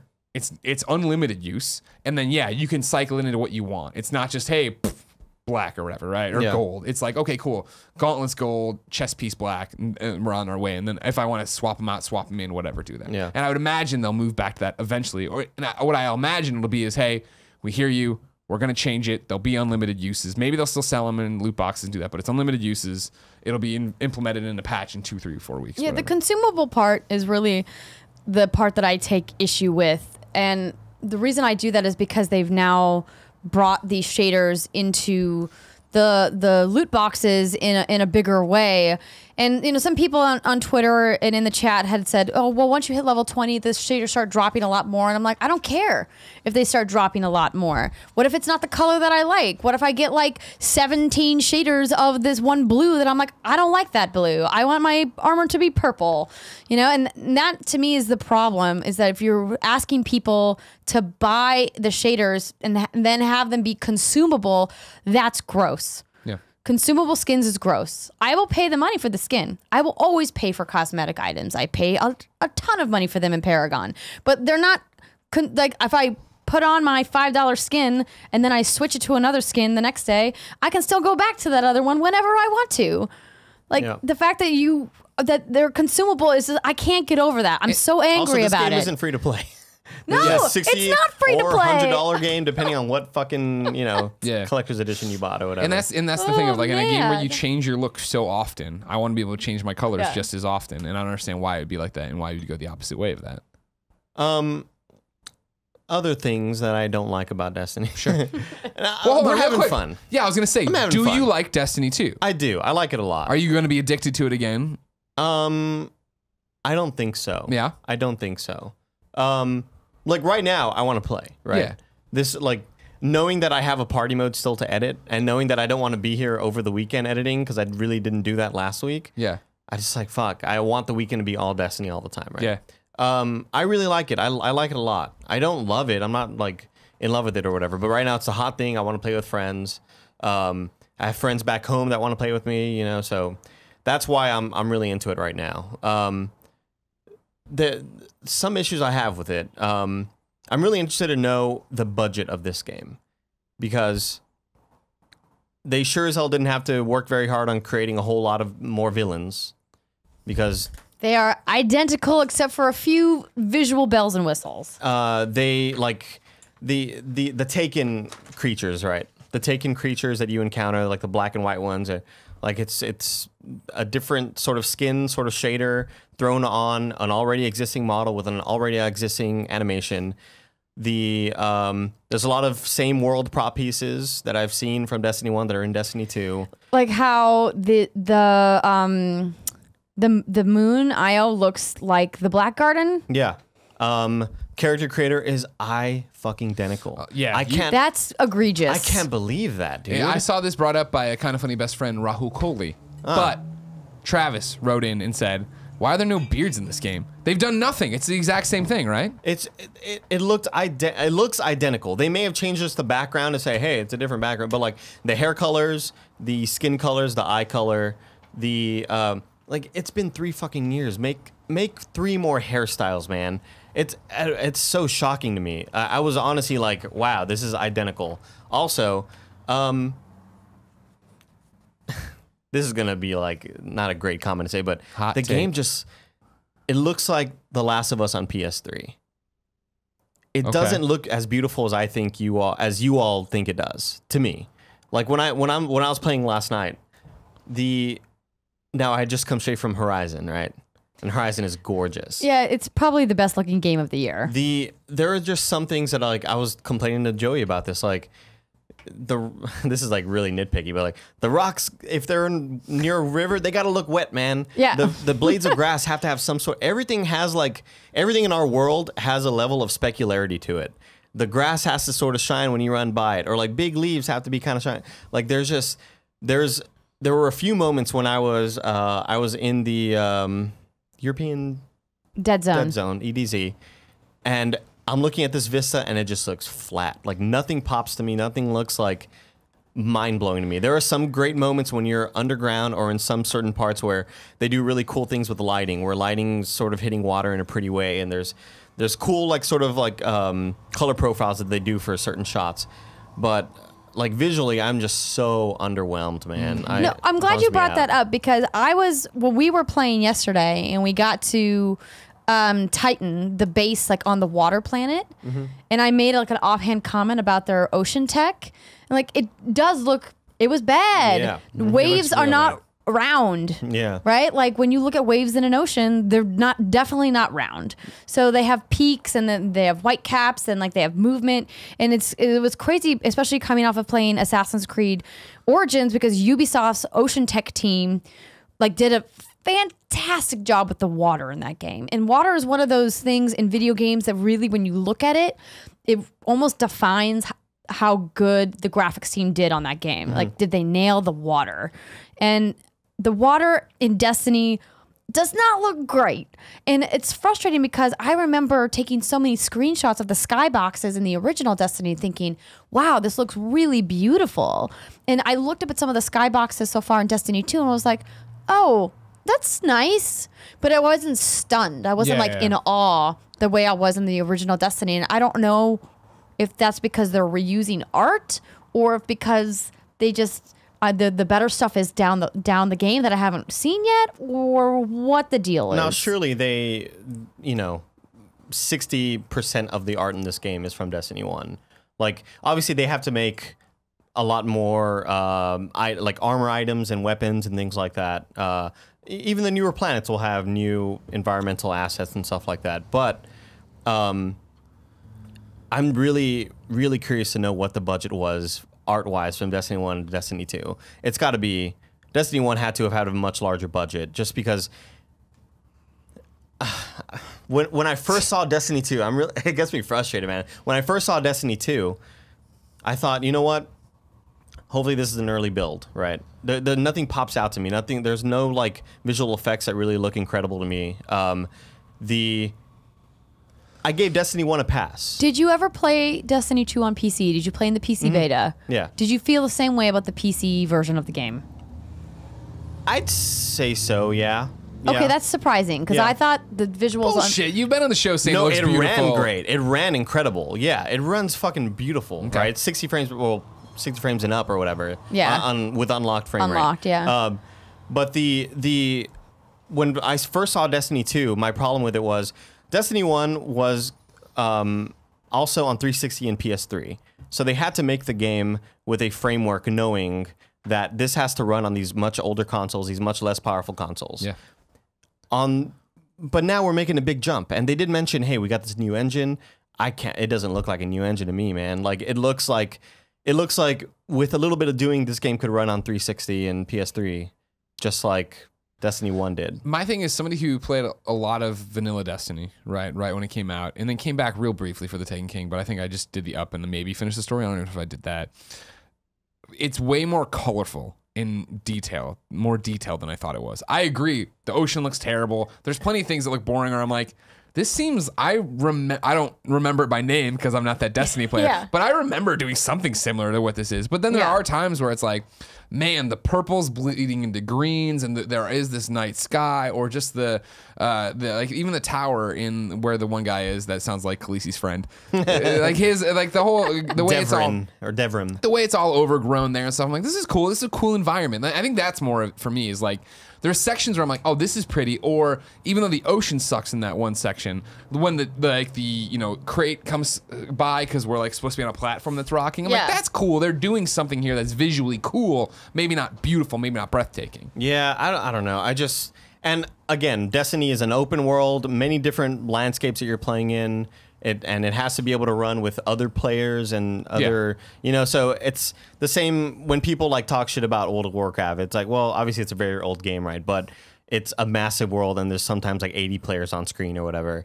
So you have to take that into account. But it's just, when I look at Destiny 1, I don't see the next gen jump to Destiny 2 with this new engine that they're using. I don't see it. And it really bums me out.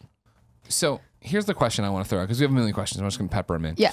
Matthew Coleman says, in 3 weeks, will any of you still be playing this? Yes, absolutely. Are you going to be playing? I probably will. Yeah. I'd like to think I will be. I'd like to think we all keep going and keep doing it, and we all branch off and find more people. Because like the people are like, I feel like, we've been streaming every day for like the entire afternoon or whatever. Today's our first afternoon off of doing it. I'm like, man, I'm making a lot of progress. And then I'll look and like, Sean Pitts is on there with this like fucking crazy score. Destin and all these people have already beaten the game. And I'm like, fucking gee, am I behind or am I in the right place? No, some people that we know got it early and started a whole. Well, we got it early. But you guys haven't been playing nonstop. Yeah, exactly. Destin I get. Like Destin I knew would pass me and do all this stuff. But it's just like, in general, people are like, well, beat the campaign. Now the grind started. I'm like, fuck, I guess I'm like level 13 now or something like that. So I mean, I'm close. I mean, I wish I would have started Destiny a week prior, or Horizon a week prior to Destiny coming out. Sure, yeah. Like starting at the same time was a terrible idea. Yeah.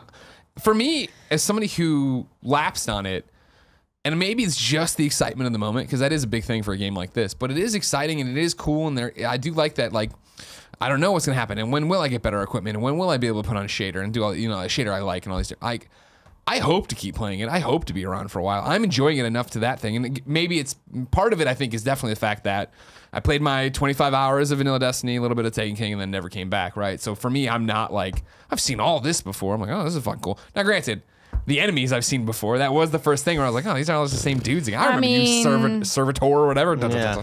It's that is a big disappointment for me as well. That I complained about this directly to Bungie whenever I would see them at preview events to be like, really? You couldn't muster a new enemy type? Like that was the most outrageous ask for a sequel, that you make a new enemy? Yeah, I mean, in addition to the Kamal and the Vex, I was just saying, like a new race. Like a new Carla Nevin type, says, does it feel weird that the most arguably forgettable enemy, the Cabal, are now the main antagonists? Like people are seeing, you know what I mean? Like it's not like we're alone and seeing the thing. Like, what the hell? Why? Well, I mean, I think the argument, that the counter argument to what I'm saying is, people maybe take a look at Halo and go, like, Halo didn't introduce a new enemy with every single iteration of that game. And I was like, that's fair.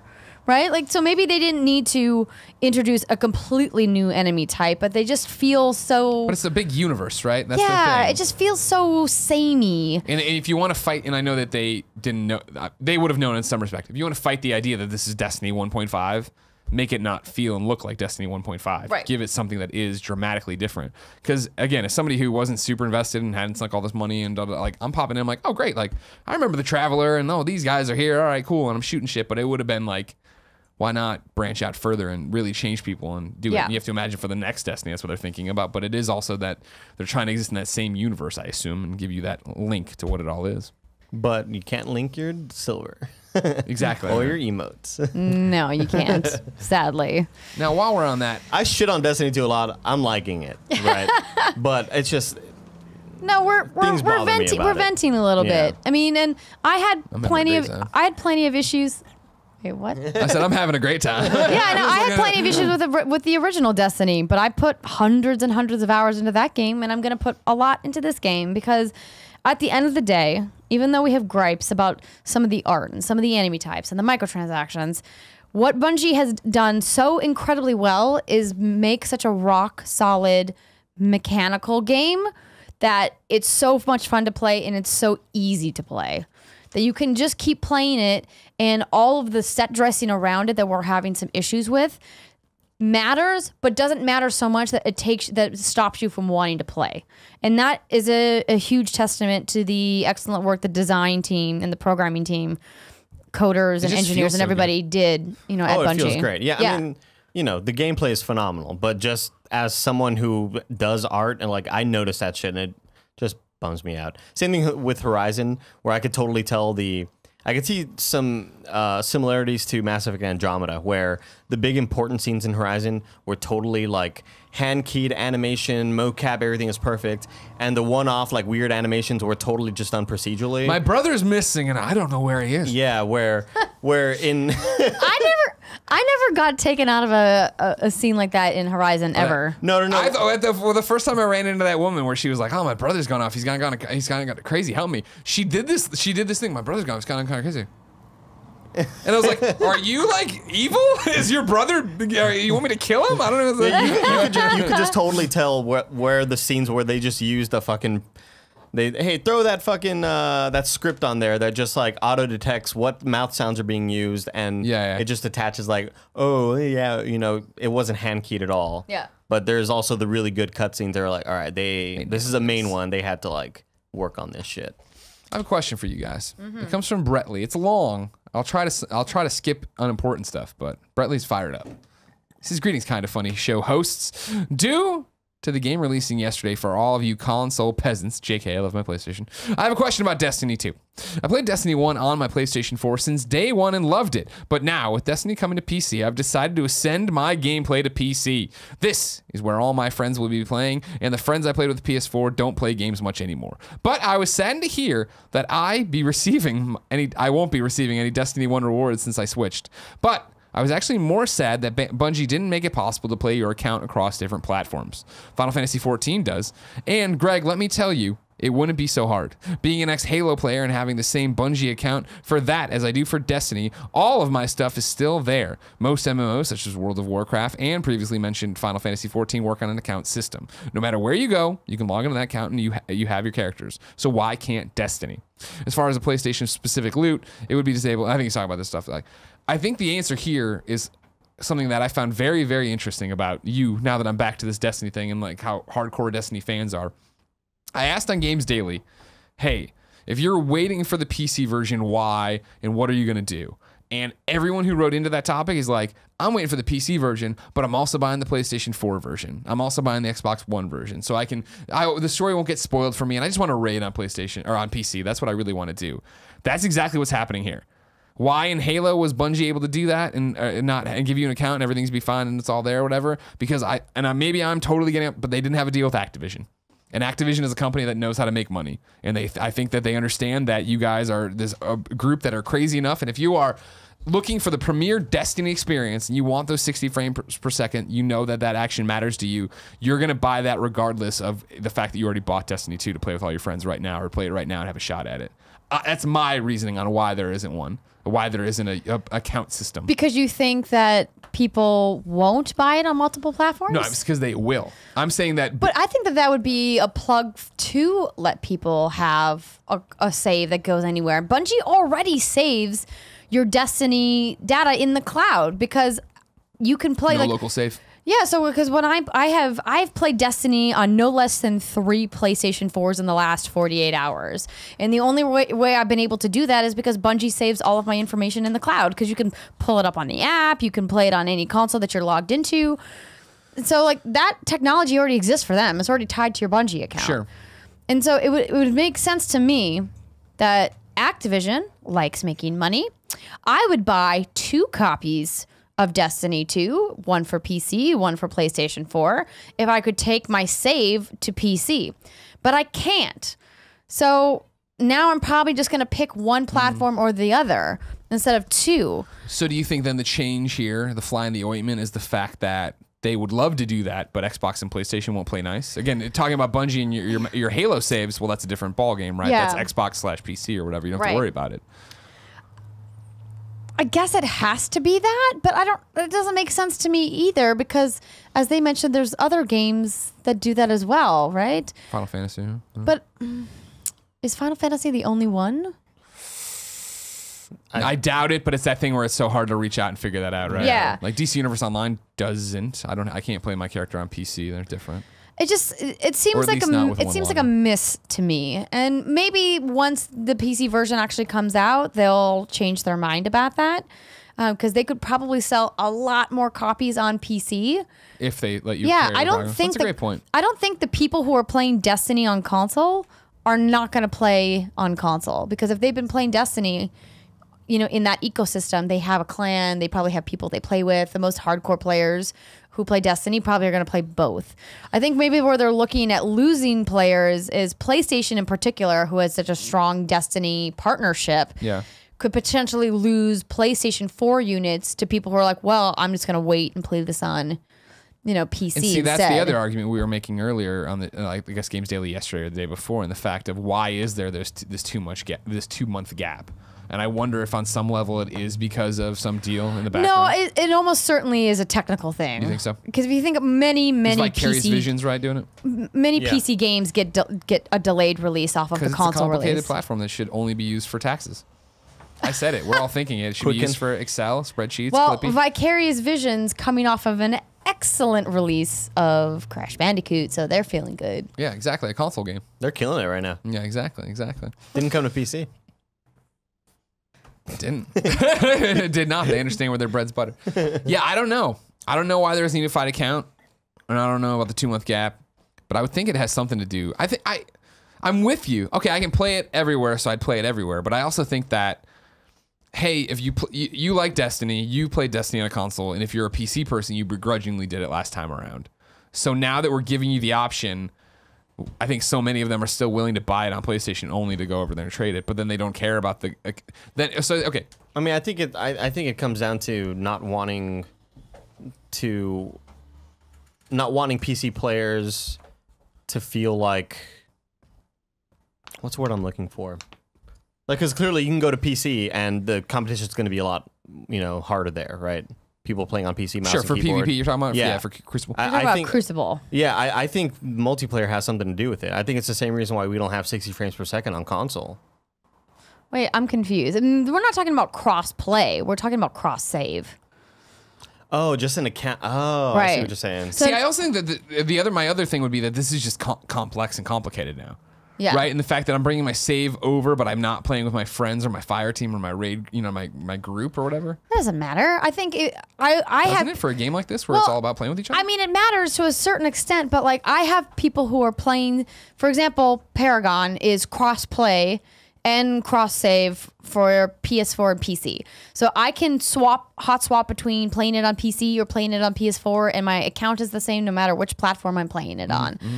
And I have people who play Paragon only on PC, and I have people in my group that we play with that only play on PS4, and we use Discord to chat. And then, we can play in the same team together with some people on PC and some people on PS4. And it works because of MOBA, the pinpoint fast accuracy of, aiming isn't as important as it is in a FPS. So like cross-play is a whole nother conversation. But cross save to me is like a no-brainer. Like why not?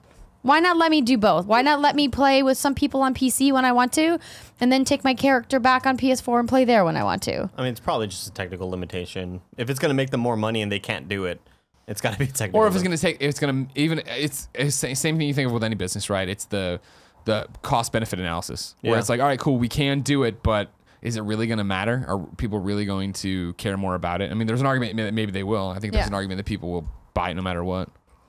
I would love to have it on. I would love that option because I Switch. No, because I have a lot of friends back home who play on Xbox, and yeah, that whole part of it does suck. But it is kind of nice starting over and starting fresh with other friends. Except they can't have a beard, no new hairstyles. Fucking bullshit, dude. Sam wrote in and said the best new thing about Destiny 2. We've been talking a lot of hate. No facial hair. I don't fuck it. It's the same new shit, thing. dog. We haven't gotten to probably the best new thing yet. What is it? I would You're telling me Yeah. we haven't Yeah. literally gotten there yet. Okay. Yeah. I was like, oh, what haven't we talked about? I mean, I have seen I've seen some tweets saying like, "Hey, just finished the story. Can't wait for the rest of it or whatever." You know. yeah. But I have seen some of the tweets that are like, "Wow, just wrapped the story. Fucking amazing. Great job, Bungie." And so I don't know if like, does this game really end in a meaningful way? No, of course not. It can't. I If just they think have the bar's so low. expansions. They're so- Jason Schreier says that it ends amazingly, yeah. Huh. but I don't trust him. Oh, I don't trust Jason Schreier as far Don't as we trust can that throw him. motherfucker. Yeah. No, I'm excited to get to it and see what it's all about and see how it ends. Like that's why I feel like I'm behind, but I also don't want to rush it too fast. I also, when I go home and I play without you guys, it's like, oh, this isn't as much fun. What do you think is the best thing? I mean, it's the gameplay loop of it. Which is, again, it's the exact same thing. It's what Destiny 1 got right. Yeah. It's what, even as a person who was like, oh, this is fun, I enjoyed so much about it. The shooting feels so good. It feels rewarding. It's awesome to be in there and pop 3 headshots in a row, and then the blue engram starts like rolling down the hill, and you run and grab it. Like, I can't wait to see what this is. Yeah. Jump in, turn out, and then it's like, it's where I usually would want to go put a shader on it, but I don't. Yeah, maybe engrams decoding instantly in the field is the best part of Destiny. Sure. Yeah. Because that was always such a pain in the butt to have to run back to the tower to visit the Fucking Cryptarch. Cryptarch. Even though I Quality do of life. kind of miss the Cryptarch. It Is was he- like a you whole think he thing. died? They haven't said. I had to hope that they didn't. He was like a fan favorite. He's gonna because be we the- spent so much fucking time He's there. gonna be the lore behind all of these fucking microtransactions. They're gonna write him in as like the guy who's making you like rebuy. He'll be the all one who these comes loot back and boxes. saves it all. They'll be like, no, an end to this. What have you done in my absence? He's like, you're complaining about the Cryptarch. Check this shit out. Andy, I have a question just for you. Chris Moore writes in and says, what features from Destiny 2 would Andy like to see in a new Armored Core title? That's a great question. I've been waiting. I'm so glad you got to this one, Greg. Unfortunately, we ran out of time though. Oh, did we? Oh, Yeah. Then our final Destiny question goes to Alex, who says, hello, kind of fire team. Does having a silent protagonist help or hurt the campaign? Should they do this in the near future? I think he means out of voice. It was interesting that they chose to not give the protagonist any lines this time around. Because there were last time, right? It was limited, I but remember they were voiced a when I little picked bit. my character and made Taylor Swift, I picked a human, hunter, bam. And See, I don't remember that. Are we all hunters this time too, right? You're a hunter. Warlock. You're a warlock, okay. Hunter for you. And I remember hearing it and immediately tweeting Susan Eisenberg about it, Wonder Woman from Justice League, and be like, oh, shit, you're in this. And I mean, personal friend since up at noon. I'm like, oh, man, I didn't know you were even, I didn't realize you were the character I would blindly pick or whatever. And I was like, ah, ha, ha. And then now I get in there, I'm like, is she in this game? Like, is there any lines for her? I totally don't even remember having speaking lines in Destiny 1. because there were so few cutscenes where you had lines. Yeah. Or the lines that when there were cutscenes, you were like talking about dick jokes with your friends over mic or whatever. Yeah, I wish there were more. There are more cutscenes, but I wish there were more cutscenes with your character in them. I remember I screenshotted the opening cutscene of Destiny 2 because there's this great moment of you like in your ship with your ghost. And you get to like see your customized character, and you so rarely get to see your character like in a cutscene in Destiny, and that's a bummer. Yeah. See the same fucking hairstyles from Part 1. I liked my hairstyle though, so I'm okay with it. I wasn't gonna redo my character, but the fact that they didn't even give you the option for new players or for returning players that maybe wanted to go with a different class this time around. Yeah.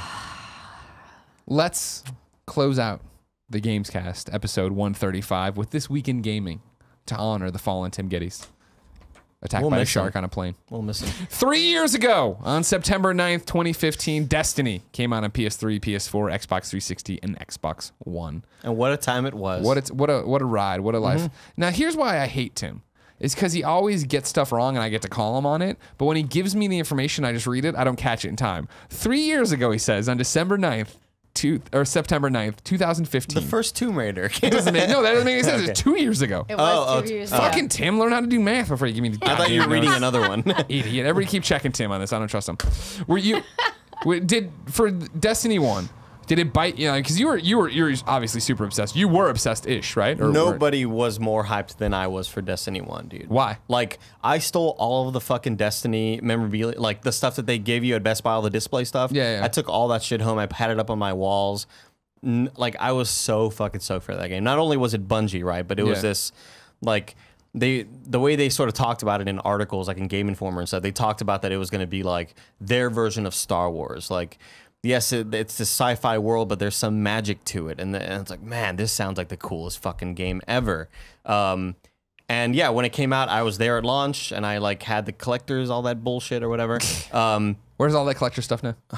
God, no, you know what? You know what I did? What? When Dinklage was replaced with Nolan North, Threw it all. You burned it in the no, backyard. I rebought a Ghost on eBay.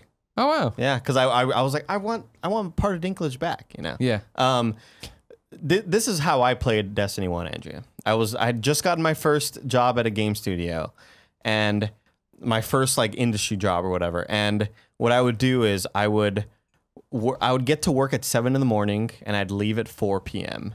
and I would immediately get home and sleep until like 11 p.m. and then wake up and play Destiny with my friends who don't have jobs at home. So we'd be playing from like 11 p.m. until I had to go to work again.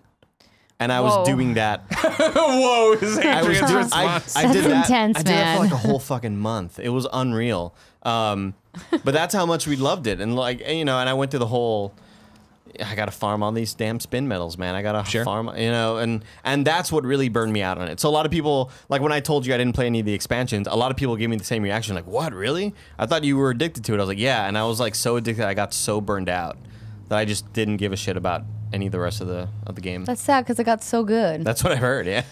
I played the shittiest part of it. You really did. I'm sorry. Were you locked in from the very beginning? Well, you said alpha, right? You were playing from the alpha? Yeah, I played the alpha, played the beta, played all the expansions, did most of the seasonal content, like the Festival of Hearts and the Halloween stuff and all that stuff. Every day showing my coworkers my fucking Guardian on my phone, like, check it out, and they're like, I don't fucking care. How bad is the new app? Oh, I haven't used it Oh yet. my gosh, don't even bad? get me started. It's all based on clans, and since No, it's not dude, there, you can't do it. the old app was so good visually, and the new app, It's like all your social media. I was looking at it today. But also your Guardian looks like super low res. I can't even see my Guardian. Oh, that sucks. Like That's no fun. I came up here and I opened it up. I don't even know where my Guardian is. I clicked through all of the menus. Oh, your Guardian's out on a mission, duh. Yeah. It's not there doing its thing. No, He's it's saving bad. the world and See, the mine are just all universe. coming soon. I don't even know where you go to see like your Guardian stats. No, but that's the thing is before on the companion app, it was You would great. just spin them around. You could like see the way that you had your Guardian, the armor. You Did you could ever see use all the your old app? stats and You ever use the old app? Probably. yeah. I mean, I I just still don't have the remember it Destiny well. timer app on my phone. does that do? That's how deep cuts Tells you how- Destiny I am. Tells you how you're playing or how long No, you're the playing? Destiny timer Tells you all app the public told you events where and the shit. public events are. Oh, see, yeah. it's not. They're not managing it anymore. I remember the first time I realized what Destiny was, I think, is that it had come out September, and then a month later, right? Yeah, 2 months later, a month later, whatever. Went to, I know what I mean, like addiction, because I played it and everybody liked it and blah, blah, blah. But we went to New York Comic Con and Destin came, and Destin didn't go out to the bar that night because he had to hook up his PS4 and go find the Cryptarch because he was Xur, Friday night, you gotta get the exotic. Or whatever. I was like, all right, dude, have fun, see ya. Don't hate me, Greg. It's one of the only reasons I would bring my Vita on trips so I could remote play. That's fine. No, as go long as you're visit remote Xur. playing, as long as you're using the Vita, I don't care if how you use it for. I made a little web comic about Xur because my friends and I from work were playing, and I think he had just like gotten this new thing from Xur. He's like, oh, check it out. And it was like the fucking ugliest helmet of all time. And I was like, dude, that helmet looks disgusting. And he was like, well, yeah, I mean, it's really powerful, though. Like, it has great stats. And so I drew a webcomic of like, oh, I can't wait to go see what Xur's got. And it's a helmet with a big dick on it.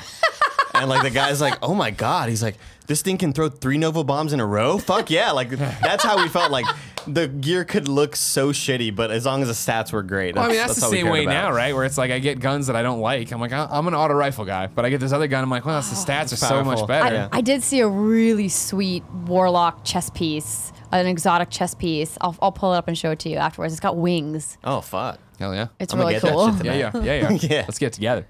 6 years ago, on September 6th, 2011, Dead Island came out on PlayStation 3 and Xbox 360. Didn't play it. Really? Didn't play it. I love Dead Island. It was pretty good, actually. Yeah, The no. game with the most amazing trailer of all time that in no way represented And the that's actual like, game. that's what soured so many people on Dead Island is that trailer, that reveal trailer, is one of the best video game trailers of all time. So amazing, so insane. And you played the game and it was not that at all. But like it had a bunch of problems and there was bugs all over the place. But as I reviewed it for IGN, I remember I loved it. And same thing for Dead Island Riptide. It was that same thing of like, All right, it's kind of broken, but fuck, it's fun. God, this is a fun game. That's the game I picked for the worst game that I love panel that I did. Exactly. Or it's just the same thing. They made it easier to search bags because that was the first part of Dead Island. Or like you wake up in your hotel room and you come out and there's like a trillion bags. So the first 15 minutes is like opening bags, getting money, all that stuff. Because you need like resources and shit. Oh, sure. 8 years ago, on September 9th, 2009, that checks out. Good job, Tim. The Beatles Rock Band came out on Xbox 360. Man. Let me tell you, Greg. Yeah. So many days of working at Best Buy with that fucking game playing in the background. I would be in the PCHO section, personal computing at home office. Thank you very much. Thank you. And just fucking, she loves you, yeah. Like nonstop. Amazing. But it blew me away because I love the stylistic art. Oh yeah, it was beautiful. Yeah, the characters looked awesome. It was, for me, that was the time when that came out. I think we had all gotten over. That was like our first thing where we were over Rock Band to an extent, where it wasn't like, because it used to be IGN was like all about Rock Band and Guitar Hero, where we would just stay at the office till 3 a.m. playing the demo room. Joe, Rich, Mac, and Stan just up there on stage, right? Yep. That's their names, right? Yeah, exactly. That's them, all right.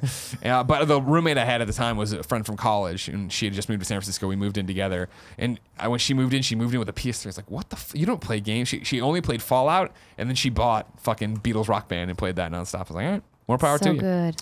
11 years ago on September 5th, 2006, I guess. I'm broken. Loco Roco came out on PSP.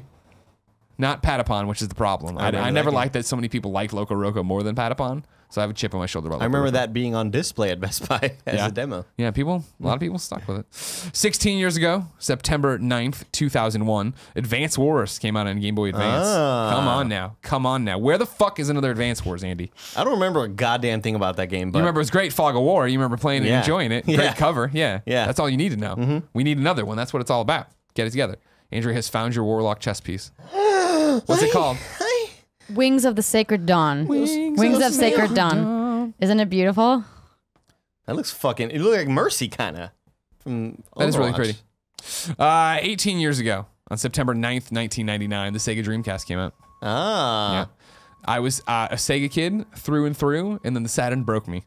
And I remember they released that Dreamcast, and I was like, fuck you guys, I hope you fail. And then I'd go to Target after school in high school and play Crazy Taxi on the demo kiosk. And I almost broke down, and my friend Mike O'Brien at the time was just like, dude, don't worry. In like 7 months, the PlayStation 2 is coming out. Just wait. You can wait. Don't buy a Dreamcast. I was like, all right. Made the right choice. Obviously, this is not at the release date. This is later on, but whatever. 19 years ago, on September 3rd, 1998, Metal Gear Solid came out on the PlayStation in Japan. Ooh. Fuck yes. What a great day. That day changed me. Changed Because a lot I of lived in Japan at the time. 19 years ago, on September 9th, 1998, Spyro the Dragon came out on PlayStation. And Tim puts in here, hashtag Unleash the Dragon. Dude, Unleash the fucking Dragon, No, dude. don't. Keep Spyro Unleash. was the game that when I was on, I'm playing my PS1. Sure right? you are. All my friends had Mario 64 and their Banjo-Kazooies and these open world games where you could just run around wherever. And I was like, well, with Crash, I'm just kind of like, I'm either going straight or I'm going left and right. But Spyro came out. I was like, holy shit, this game, I can fly to all these different little islands. I was addicted. fly. I loved Spyro the Dragon. Even more so in Skylanders. No, just kidding. Yeah, God, no way. Just kidding. 18 years ago, on September 7th, 1999, Final Fantasy VIII came out to the PlayStation. And then 20 years ago, on September 7th, 1997, Final Fantasy VII came out to the PlayStation. Didn't play either. I was going to say, we're not huge fucking dorks, so we didn't play these games. You know what I mean? Am I right, Andrea? Yeah. We ain't no dorks. Dorks. And then What? 22 years ago, on September 9th, 1995, the Sony PlayStation came out in America. Fucking startup sound. Yeah, It's hard to do. I remember going to Patrick Finella's house. I was the video game kid, I always said, growing up. Going to Patrick Finella's house for some junior high party. We were all meeting there before the movies, and he was playing. He had people down there. We all went down there. He had a PlayStation, and he was playing whatever, Madden or NFL Game Day or whatever it was. And I remember me and Poe looked at it and we're like, "This is a baby's toy." Are we playing the Sega Saturn? Or whatever it was. And I guess not Saturn yet. We playing the Genesis or whatever. You know what I mean? My dad we were was playing like, Madden. my dad was like, no, you got to get the PlayStation, man. Like, it's on a CD. Those graphics are going to be better on a disc. Yeah. My dad was like a big Sony geek back in the day or whatever. Did he also have Laserdisc? No, shockingly no. But my dad was all about like good sound system, good entertainment system, Yeah. nice TV, like awesome. There was always like fucking like 14 speakers surrounding our living awesome. room or whatever. But I was at one of my brother's baseball games and like, I'm gonna go get your PlayStation after this. Like, fuck yeah, dude. Nice. and had that demo with Parappa, Tony Hawk, and then my buddies were playing Resident Evil 2. And I was like, this shit looks very violent. I don't know if I should play it. You know, I don't want to be that guy, but I'm I think, very scared. No, I was right. Yeah, we were playing Madden all the time on the Saturn. And I remember, you want to hear like one of the, this is the thing where I tell you now on the shows all Are this you stuff. about to do a sports reference? No. Oh, damn it. I mean, I'm talking about a sports game. Is that good enough for you? Nah, I thought you were going to say like Eddie George or like some old athlete. I mean, he was on one of them, 2001, He was I think, on and he was one on of them, Madden 2001. Yeah. But I remember this, like, you want to talk about fanboys and being blind and stupid, you know what I mean? And I was a Sega fanboy through and through. Hated Nintendo for no reason. Just refused to acknowledge that good games. Don't. Fuck them, you know what I mean? But I remember literally one of the arguments I had about why this PlayStation game was stupid is that the graphics weren't good. Okay, maybe they weren't that great. And then the fact that it was X circle square triangle. Like, what the fuck is that? It's not even, we play with ABC or whatever. Like, what the fuck? Like, what are you doing? Don't do that. Play games. Enjoy yourselves. Ladies and gentlemen, this has been the Kind of Funny Gamescast, episode 135. Rest in peace, Tim Gettys. Thank you for joining us. We're going to find that shark, though. We're going to get him. Yeah, I heard he piloted the plane. Really? He went undercover He ate immediately? Tim, put on the pilot's hat, and then it flopped in there and just took the controls. We're going to be landing. Andrea, Andy, thank you so much for joining me. Thank you for Absolutely. having me. We'll see you soon online in Destiny 2. That's right. Remember, ladies and gentlemen, if you want to get the show early, go to patreon.com/kindoffunnygames. You can get it so early. You can watch it as we record it live. So many are doing it right now. You can get it later on patreon.com/kindoffunnygames as an on-demand video or on-demand audio. And then, of course, it's free as one big show the following Monday. I think I got everything. I think I covered it. You know, Tim, at this point, Tim usually doesn't even do anything. He's just tired. He's just like, whatever, bye. But I'll still say, till next time, it's been our pleasure to serve you. Be safe, Guardians. Eyes up. Well, that sure was a Kind of Funny Gamescast, wasn't it? Click here to subscribe to youtube.com/kindoffunnygames. Click down here to check out our games Patreon. Click up here, check out the playlist for Kind of Funny Games Daily, a show you should be watching each and every day. And click down there to watch Party Mode. Ah! Kind of like Sly Stallone.